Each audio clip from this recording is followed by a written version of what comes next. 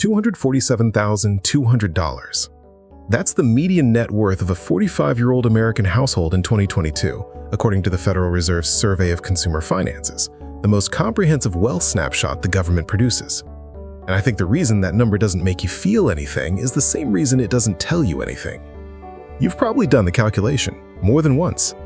You've added up the 401k, the home equity, the savings account, subtracted the mortgage, the car loan, maybe a lingering piece of student debt. You've run the number. And then you've looked at it for a long time. Not because it's wrong, because it's right, and somehow it doesn't feel like 20 years of working looks like. Here's what the $247,200 doesn't show you. It doesn't show you that the average for that same age group, the mean, is $975,800. A gap of $728,600 sitting between two numbers that are supposed to describe the same person at the same age. That gap isn't a math error, it's a structural feature, and what it reveals about how wealth actually compounds, not in the brochure version, but in the version you're living, is the part most financial content skips entirely. There's a term for the mechanism that produces that gap. It's not complicated, but once you see how it operates at exactly the income level most people reading this are at, the 75K to 150K range, the range where you feel like the math should be working, the number on your screen stops looking like a personal score. It starts looking like an output. The mechanism is called wealth dispersion, and at 45, you're standing right at the point where it either compounds for you or against you, quietly, without announcing itself. The median 45-year-old has $247,200 in total net worth. The median 45-year-old also earns roughly $72,000 a year, according to BLS wage data for 2025. Run the math on that. 20-plus years of full-time work, and the typical household has accumulated roughly 3.4 years of their own salary in total net worth, including the house, including everything. Fidelity says you should have 4 times your salary saved in retirement accounts alone by age 45. Not net worth, just retirement accounts. At $72,000, that's $288,000. The median retirement account balance for Gen X, the generation that is 45 right now, is $67,300 in their 401k and another $103,952 in IRAs, according to Fidelity's Q4 2025 data. Combined, roughly $171,000, against a target of $288,000.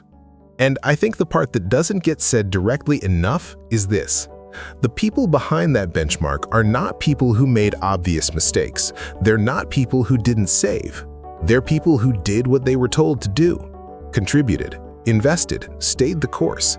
They just did it inside a structure that was extracting a percentage they never saw itemized. The 2 a.m. calculation that confirms you're roughly on track, but somehow doesn't feel like it. The quarterly statement that shows growth but doesn't show what that growth cost in inflation and tax drag.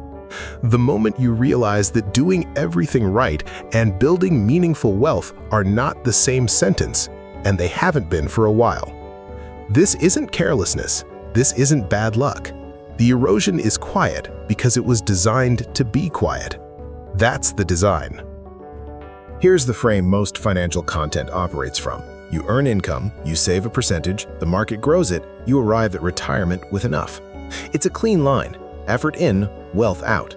The only variable is how disciplined you were. And I've watched a lot of people run that model, hit every marker along the way, contributed, didn't cash out, diversified, and arrive at 45 confused. Not because the model was wrong, because the model was describing a different game than the one they were actually playing. The game they were playing has a second set of rules, and those rules operate on the spread between what your money earns and what it costs to hold it, deploy it, and keep it. Here's what that looks like in actual numbers. The average expense ratio for actively managed mutual funds, the kind inside most 401k plans, is 0.68%, according to Morningstar's 2024 Fund Fee Survey. That sounds close to nothing. On a $300,000 portfolio, it's $2,040 a year. Over 20 years, at a 7% nominal return, the difference between paying 0.68% and paying 0.05% in fees isn't $40,800. It's closer to $87,000, because fees compound against you the same way returns compound for you. Then there's inflation. The dollar has lost 23% of its purchasing power since 2019, according to BLS CPI data through early 2026. A 401k balance that grew from $150,000 to $200,000 over that same period didn't actually grow $50,000 in real terms. It grew roughly $11,500. Nobody sent you a statement that said that. The statement said $200,000. Now add tax drag.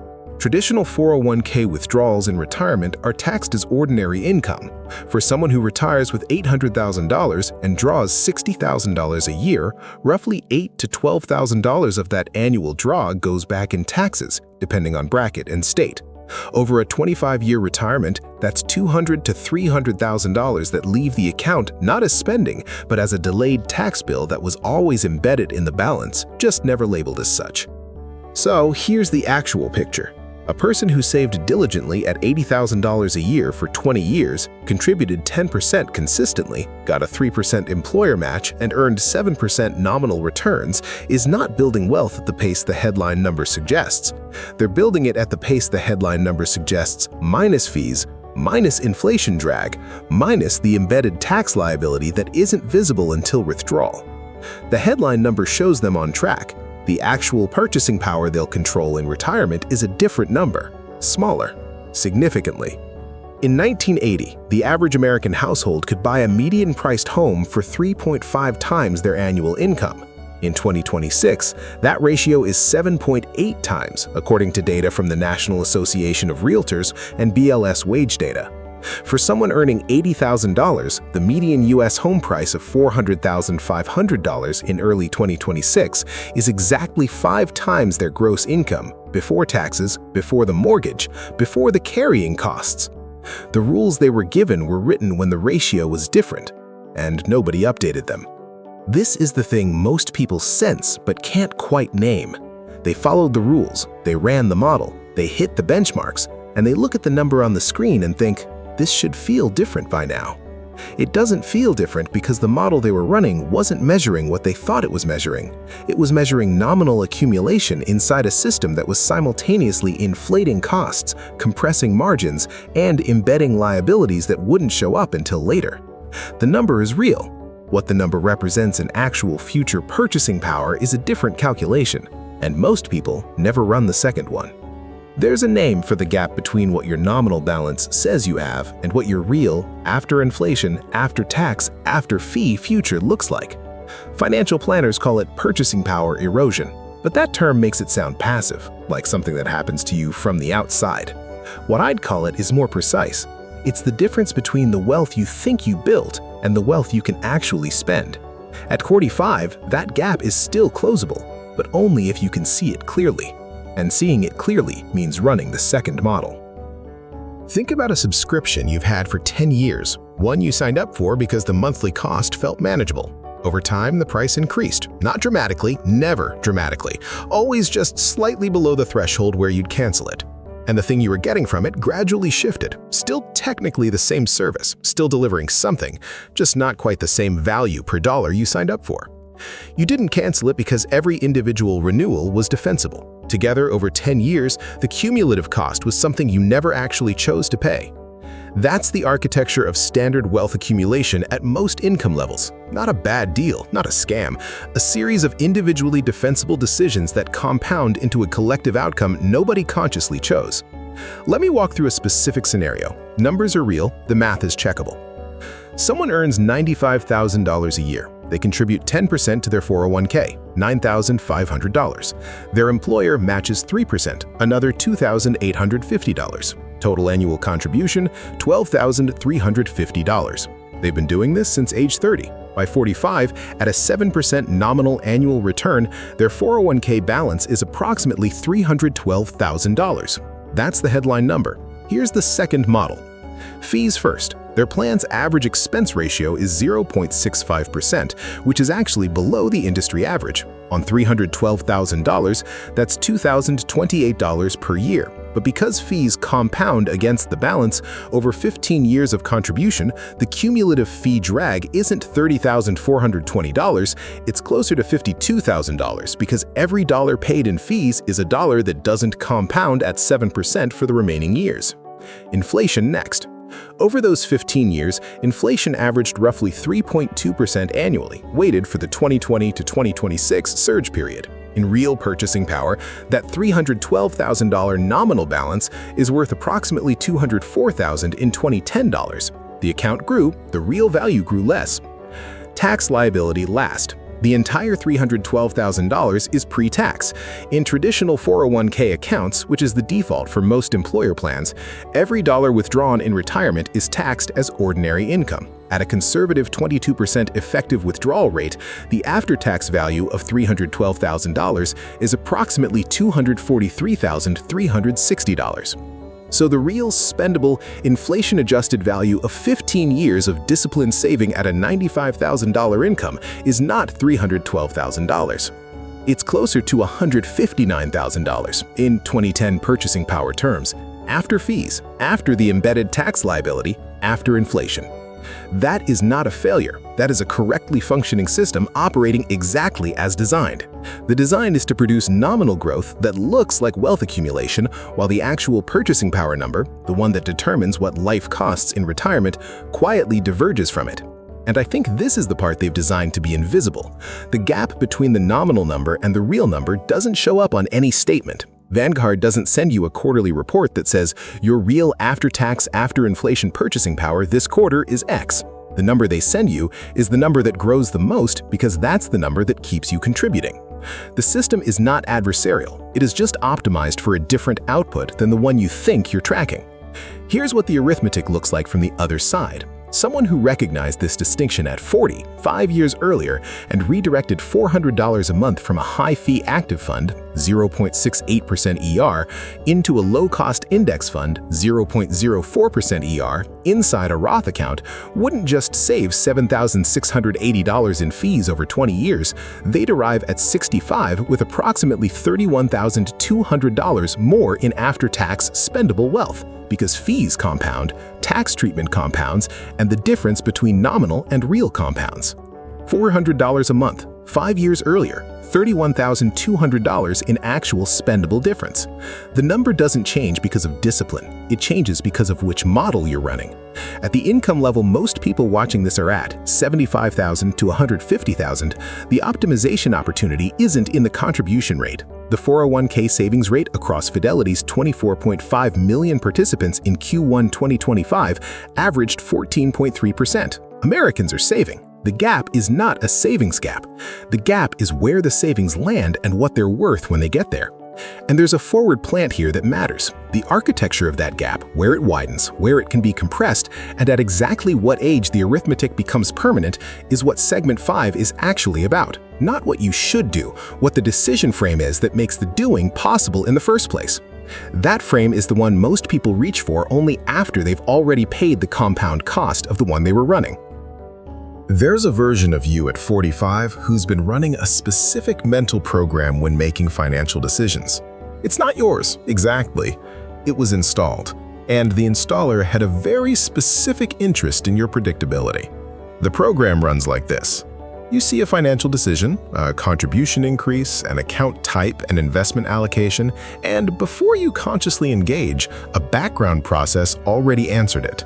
The answer is usually, is this manageable month to month?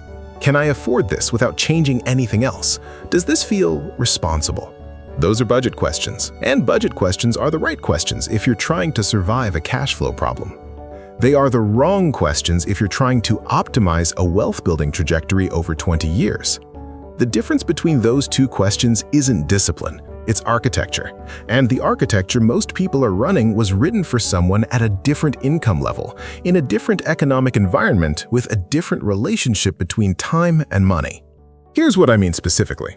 The person running a budget logic looks at a 1% contribution increase, say from 9% to 11% of a $95,000 salary, and sees $79 less per paycheck. That's the calculation that runs first.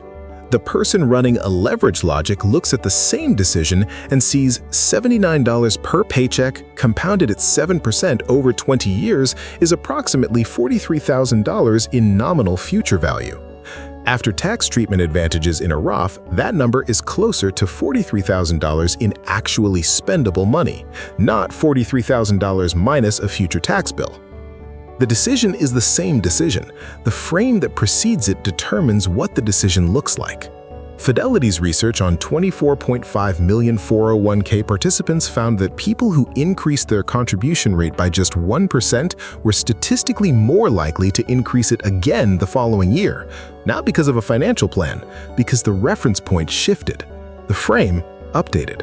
The frame is the compounding variable, not the rate. And this is the part most people arrive at 45 not having been told directly. The pre-installed decision logic was not calibrated to build wealth. It was calibrated to manage consumption. They are not the same thing, and for most of the last 2 decades, the gap between them was small enough that it didn't feel like a distinction worth making. At 45, with roughly 20 years to standard retirement age, the gap becomes the whole thing. Look, this isn't about changing everything at once. It's not about the person who finally wakes up and restructures their entire financial life in a weekend. I've watched people attempt that, and the new frame doesn't stick because the old one is still running underneath it. What actually shifts the arithmetic is narrower than that. It's the specific moment which happens inside a single financial decision, not across a year's worth of them, where the reference point changes from "can I afford this" to "what does this compound into?" and "is that what I'm choosing?" That's not motivation, that's a different calculation. There's a specific friction to this shift that doesn't get mentioned enough. The people around you, friends, family, the normal ambient conversation about money are running the budget frame. They're talking about monthly payments, manageable increments, whether something is too expensive right now. That's the frame the marketing is designed for. That's the frame the financial services industry is optimized for. Walking out of that frame is quietly isolating, not dramatically, just a specific kind of friction where your decisions stop making intuitive sense to people who are solving a different equation. And honestly, that friction is worth naming as a real cost of the shift. Because if you don't name it, you'll attribute the friction to the frame being wrong, when it's just the frame being different. The false resolution here, the moment where you think you see it, is "I just need to run the leverage calculation instead of the budget calculation." But there's one more layer. The leverage calculation also runs on a pre-installed set of assumptions about what you're building toward. And those assumptions, what retirement is supposed to feel like, what enough is supposed to look like, what the point of the number is, were also installed, not chosen. The identity question at 45 is not, "Am I on track?" You know whether you're on track. The question is, on track for what? And specifically, is the retirement you're building toward the one you actually want, or the one that was described to you when you were 25 and didn't have enough information to question the description? That's not a comfortable question. It's also not answerable tonight. But it's the one that makes the arithmetic matter in the right direction, because the number is not the point. The number is the output. What you're choosing to build is the input. And at 45, the input window is still open. For now. $247,200 is the median. The mean is $975,800. The gap between them is $728,600. That gap doesn't describe 2 different types of people. It describes 2 different compounding trajectories that started from roughly the same place. Same income range, same savings rate, same basic financial behavior, and diverged quietly over years in the space between the nominal number and the real one. Path A, the frame updates. The reference point shifts from managing consumption to building a specific trajectory. The arithmetic changes, not dramatically, not all at once, just in the direction of the second model, quietly, over time. Path B, the frame stays. The contributions continue. The nominal balance grows. The real number diverges from it in the same direction it's been moving, quietly, over time. Neither path announces itself. Both paths compound. The only difference between them is the calculation that runs in the 3 seconds before you make a decision about money.